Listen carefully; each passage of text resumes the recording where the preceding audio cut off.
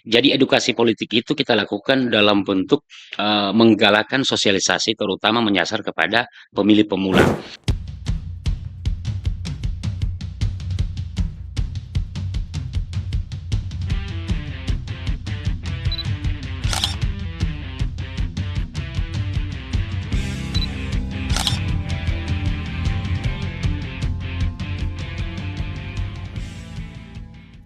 Assalamualaikum warahmatullahi wabarakatuh. Hai teman pemilih, selamat datang di podcast Suranua, Suara Rakyat Panua. Dengan saya Yati Khalil, Kasubag Parhubmas dan SDM KPU Kabupaten Pohuwato. Kali ini akan berbincang sekilas Pemilu dan Pilkada tahun 2024 bersama Ketua KPU Kabupaten Pohuwato. Mari kita sapa narasumber kita. Apa kabar Pak Iskandar Ibrahim? Alhamdulillah baik. Mbak Yati gimana kabarnya? Iya, terima kasih sudah menyapa saya juga. Saya alhamdulillah baik, bersyukur karena Pak Ketua sudah menyempatkan diri hadir di podcast perdana kita kali ini. Eh, Pak, berbincang kilas pemilu dan pilkada tahun 2024. Bagaimana Pak pelaksanaannya saat itu? Alhamdulillah pelaksanaan pemilihan umum maupun pilkada di tahun 2024 kemarin itu berjalan sukses, berjalan baik, kondusif meskipun masih terdapat tantangan maupun dinamika yang kami hadapi dan itu akan menjadi catatan-catatan untuk dievaluasi dan juga menjadi bahan perbaikan nantinya untuk pemilu ke depan. Luar biasa. Baik Pak, di saat pelaksanaan pemilu dan pilkada yang sangat beririsan itu, tentunya ada pelajaran penting yang dapat Bapak ambil di saat itu. Nah, bisa tidak Pak Bapak jelaskan di sini di podcast kita ini supaya teman-teman pemilih bisa tahu gitu. Oh, ternyata seperti ini tahapannya. Nah, seperti ini tahapan yang harus dilaksanakan oleh KPU. Nah, pelajaran apa yang Bapak bisa ambil dari pelaksanaan tersebut, Pak? Ya, pelajaran penting yang dapat kita ambil pada pemilu dan pilkada kemarin, Mbak Yati, itu yang pertama terkait dengan tahapan yang beririsan. Iya, iya. Di mana kita tahu bersama bahwa pemilu dan pilkada itu dilaksanakan secara serentak, sehingga memaksa kami sebagai penyelenggara untuk dapat melaksanakan kedua tahapan yang berbeda itu secara baik, efektif, dan apa namanya sukses. Nah, tantangannya adalah terkadang kita harus mampu menyelesaikan kedua tahapan tersebut dengan tidak ada masalah. Di mana sebelum tahapan pemilu selesai, kita harus diperhadapkan lagi dengan tahapan pilkada. Namun alhamdulillah itu selesai dengan baik. Yang berikut terkait dengan pelajaran juga yang dapat kita ambil di pemilu, yakni adanya pelaksanaan pemungutan suara ulang atau PSU yang dilakukan di Dapil 6 pemilihan legislatif Provinsi Gorontalo, yakni Bualemo Pohuwato. Jadi kita harus melaksanakan pemungutan suara ulang itu di seluruh TPS yang ada di wilayah Kabupaten Pohuwato yang berjumlah kurang lebih 439. Itu pelajaran penting yang dapat kita ambil dari pemilu. Sedangkan untuk pilkada, saya kira yang paling menonjol pelajaran yang penting yang kita ambil adalah terkait dengan turunnya partisipasi masyarakat di pilkada kemarin. Ketika misalnya dibandingkan dengan pilkada sebelumnya ataupun pemilu sebelumnya, di pilkada kemarin itu kita hanya mendapatkan angka partisipasi ya ini sebesar 71% dan itu terendah di Provinsi Gorontalo. Jadi mungkin itu pelajaran penting yang dapat kita ambil pada pemilu dan pilkada, Mbak Yati. Seru banget nih Pak ya perjalanannya. Begitu panjang, padat, dan beririsan di antara pemilu dan pilkada yang harus tuntas pada sesuai dengan jadwalnya. Ya, benar sekali. Nah, sekarang kita patut bersyukur dong bahwa KPU Kabupaten Pohuwato sukses melaksanakan Alhamdulillah. pemilu serentak yang dilakukan secara se-Indonesia ya Pak ya, Ya. se-Indonesia telah melakukan pemilu serentak. Nah, saat ini pemilu sudah selesai, udah usai. Nah, pekerjaan atau pelaksanaan kegiatan apa terpenting yang sekarang ini berjalan di KPU Kabupaten Pohuwato, Pak? Ya, benar sekali memang saat ini KPU tidak menjalankan tahapan karena memang pemilu dan pilkada itu sudah selesai. Mhm. Namun kita tetap memiliki tanggung jawab, memiliki tugas dan kewajiban untuk berkesinambungan. Nah, hari ini kita sementara melaksanakan program prioritas nasional. Ya. Jadi ada 3 hal yang dititik beratkan kepada kita KPU Kabupaten Kota terkait dengan program prioritas nasional ini. Jadi yang pertama yang kita lakukan adalah pemutahiran data pemilih berkelanjutan. Pemutahiran data pemilih berkelanjutan ini dilakukan setiap triwulan, yakni untuk menjaga akurasi data dan kemudian juga untuk mensinkronisasikan terjadi apabila terjadi perubahan-perubahan terhadap data pemilih. Iya. Yang kedua, yakni sosialisasi pendidikan pemilih, dan yang ketiga itu yang kita laksanakan yakni penguatan dan integrasi sistem informasi pemilu. Jadi itu yang kita laksanakan di saat tidak ada tahapan.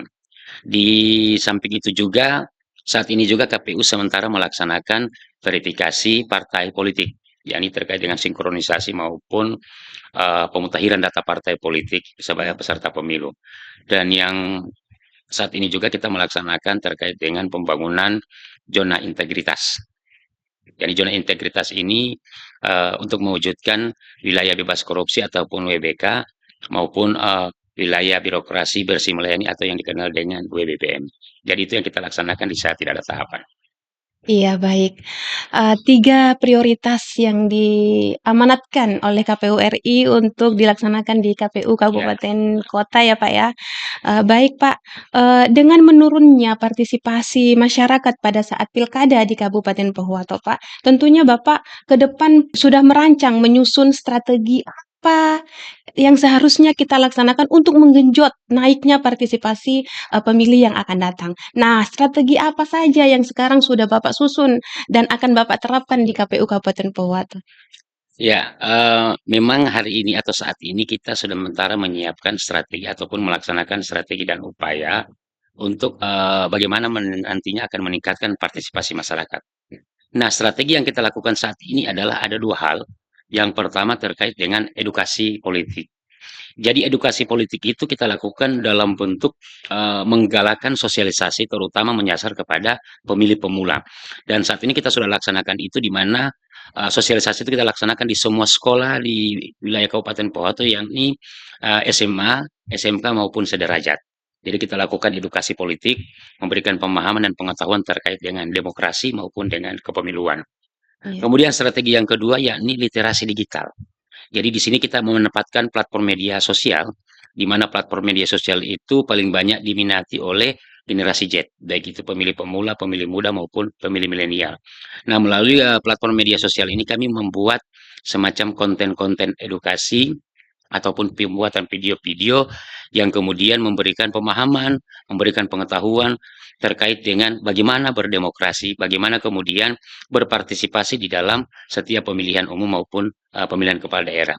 Dan di konten juga itu kami suguhkan terkait dengan informasi-informasi yang kemudian dia kami anggap relevan dengan kondisi masyarakat, terutama para pemilih pemula yang paling banyak menggunakan platform media sosial seperti YouTube, TikTok, Instagram maupun Facebook.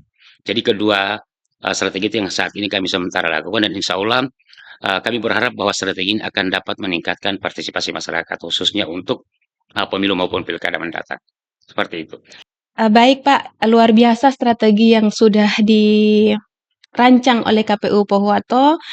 Itu yang pertama untuk melakukan edukasi politik di setiap sekolah ya, Pak. Tentunya kita menyasar di pemilih pemula yang SMA, SMK sederajat, Ya, itu alhamdulillah sudah dilaksanakan walaupun tidak ada tahapan. ya, Nah, bagaimana Pak melaksanakan, kegiatan edukasi tanpa ada tahapan dan tanpa ada istilahnya kita tidak difasilitasi, Pak? Bagaimana caranya itu, Pak? ya.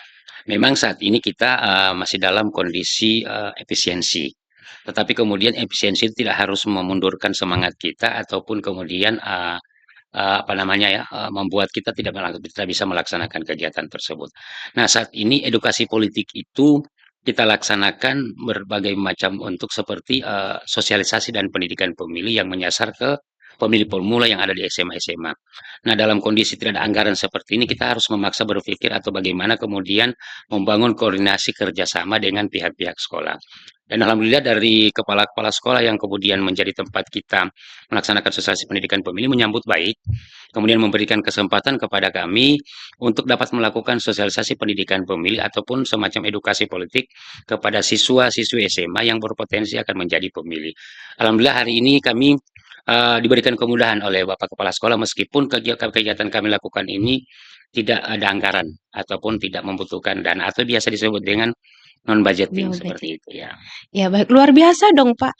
Alhamdulillah. Ini inisiatif yang muncul di daerah tercinta ini untuk membangun demokrasi yang lebih cerdas lagi. Ya. Baik Pak, setelah penjelasan Bapak tadi yang begitu padat, singkat, dan jelas, tentunya Bapak punya, selain strategi yang Bapak terapkan di KPU Pohuwato, tentunya Bapak juga punya pesan penting yang akan disampaikan ke masyarakat. Nah, pesan apa itu, Pak? Yang maksudnya yang Bapak rasa penting untuk masyarakat bisa, mengetahui? Ya. Ya, benar sekali, melalui podcast ini, tentunya saya dapat memberikan pesan maupun harapan kepada masyarakat, terutama, teman-teman pemilih, bahwa kita harus tahu pemilu itu adalah merupakan, sarana kedaulatan rakyat untuk memilih pemimpin yang dilaksanakan setiap 5 tahun satu kali. Nah, kunci kesuksesan daripada pemilihan umum ataupun, memilih pemimpin itu adalah berada pada partisipasi ataupun peran serta masyarakat. Tentunya peran serta masyarakat ini sangat dibutuhkan untuk menjadi jaminan bagi terlaksananya pemilihan yang demokratis. Olehnya pada kesempatan ini saya mengharapkan kepada atau memberikan pesan kepada teman-teman pemilih, pada saat pemilihan umum, salah satu hal yang paling penting untuk bisa menunjukkan partisipasi Bapak Ibu sekalian adalah dengan datang ke TPS, kemudian kita mencoblos, menentukan pilihan, gunakan suara teman-teman sekalian. Karena suara Anda itu akan memberikan jaminan bagi perubahan bangsa dan negara ini untuk 5 tahun ke depan. Saya kira itu yang bisa saya sampaikan kepada teman-teman sekalian. Terima kasih. Iya. Oke Pak Iskandar Ibrahim, kami ucapkan terima kasih banyak nih atas informasi yang sudah disampaikan kepada kita. Semoga informasi yang sudah tersampaikan dan sudah didengar oleh teman-teman pemilih bisa memperkaya pemahaman tentang demokrasi di daerah tercinta ini. Ya, sama-sama Ibu Yati. Ya. Amin. Insyaallah. Oke, terima kasih teman-teman pemilih. Sampai di sini dulu podcast perdana kita pada hari ini.